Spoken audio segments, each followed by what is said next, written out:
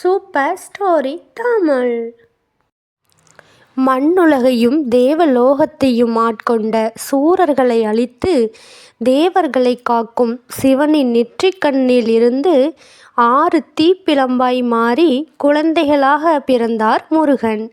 பின்னர் அந்த 6 குழந்தைகளையும் சரவண பொய்கையில் கார்த்திகை பெண்கள் வளர்த்து வந்தனர்.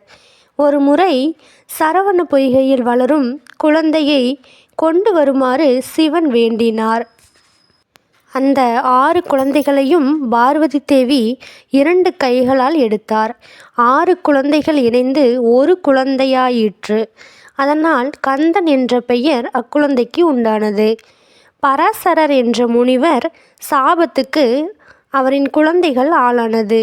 அதனால் அவர்கள் அனைவரும் மீன்களாய் மாறி சரவண பொய்கையில் வாழ்ந்தனர்.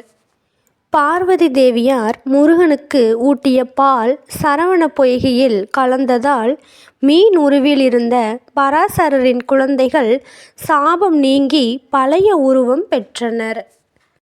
முருகனின் திருவிளையாடல் ஏராளம். இக்காணொளியை காண்பவர்களுக்கு நல்லதே நடக்கட்டும். முருகனின் அருள் கிடைக்கட்டும்.